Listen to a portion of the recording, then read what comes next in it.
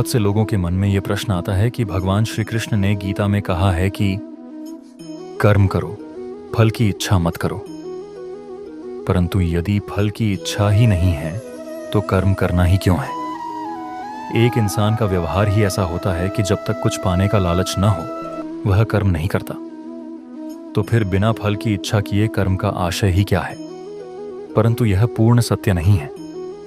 भगवत गीता में श्री कृष्ण भगवान ने स्पष्ट रूप से कहा है, कर्मण्येवाधिकारस्ते मा फलेषु कदाचन मां कर्म फल हेतुर्भूर्माते संगोस्त्व कर्मणि।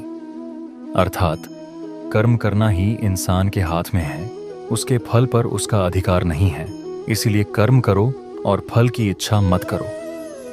जैसे कि अगर आप एक विद्यार्थी हैं तो आपका कर्म है पढ़ाई करना और उसमें आप अपना 100% दीजिए।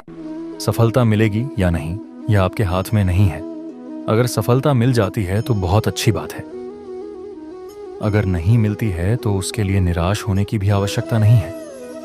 आपको गर्व होना चाहिए कि आपने प्रयास किया। महाराणा प्रताप और पृथ्वीराज चौहान को हम इसलिए नहीं याद करते कि उन्होंने युद्ध जीते थे। उन्हें इसलिए याद किया जाता है कि जब हार निश्चित थी, मृत्यु समीप खड़ी थी, फिर भी उन्होंने अपने क्षत्रिय धर्म, अपने योद्धा होने के धर्म का पालन किया। दुख मत करो कि तुम हार गए। इसका भी दुख मत करो कि तुम्हारे साथ रहने वाले मित्र, तुम्हारे नात रिश्तेदार तुमसे आगे निकल गए। तुम्हारे कर्म तुम्हें एक अच्छा इंसान बनाने में तुम्हारी सहायता करेंगे। इस पृथ्वी पर तुम्हारा समय सीमित है, इसीलिए शोक मत करो। कुछ पाने का लोभ, खुद पर होने वाला मान और न मिलने पर आने वाला क्रोध और मान भंग, और तुमसे आगे निकलने वालों से होने वाली ईर्ष्या को त्याग दो और सिर्फ कर्म पर ध्यान दो।